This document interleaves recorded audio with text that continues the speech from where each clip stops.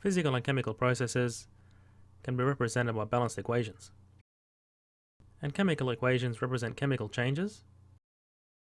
So for example here, we have ammonia gas reacting with oxygen gas to produce nitrogen and H2O.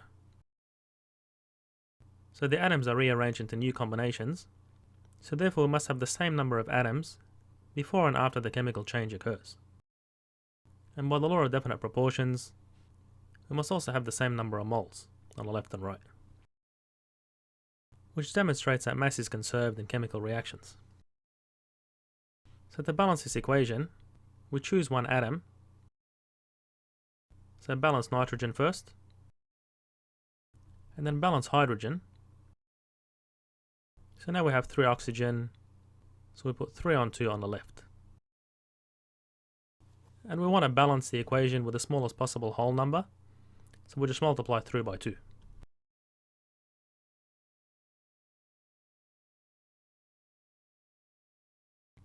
And now you can see that the equation is balanced. Let's balance the following chemical equation. So choosing one atom, we balance potassium, and then we balance manganese, and then we balance oxygen. And now on the right we have 8 hydrogen, so we put 8 on the left. And now that we have 8 chlorine on the left, and 3 on the right, well, what we want is 5 chlorine added to the right. So that will be 5 on 2 by 2 is 5. And now we can multiply through by 2 to get the smallest whole number that balances the equation.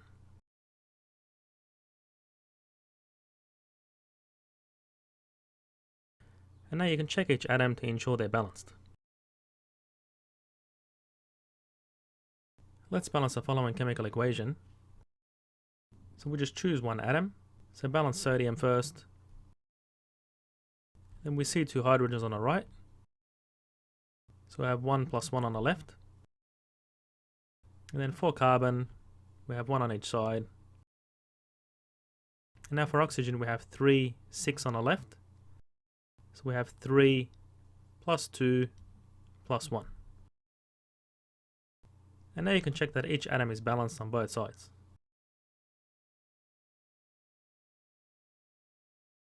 We can represent chemical reactions in several forms.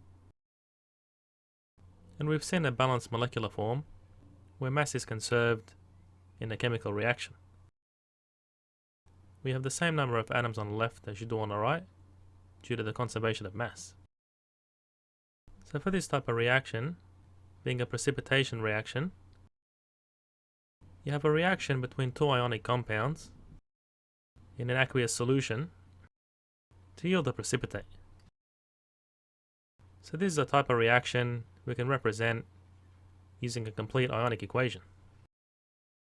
So each ionic compound must be electrically neutral, and magnesium is an alkali earth metal, so it carries a 2+ charge. And therefore each nitrate ion must carry a negative charge, because we have 2 of them. And similarly, potassium is an alkali metal, so carbonate must have a 2- charge, because we have 2 potassiums. And for the products on the right hand side, we have a balance of charge in a similar way. And now to write the complete ionic equation, the ions are dissociated before the reaction, and after the reaction we have a precipitate forming, and the potassium and nitrate ions remain dissociated.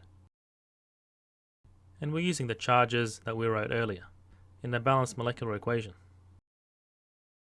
And to write the net ionic equation, we recognize the ions that appear on the left and the right hand side of the complete ionic equation. So these ions remain dissociated before and after the reaction, so we call them spectator ions. And we cancel these out when we write the net ionic equation.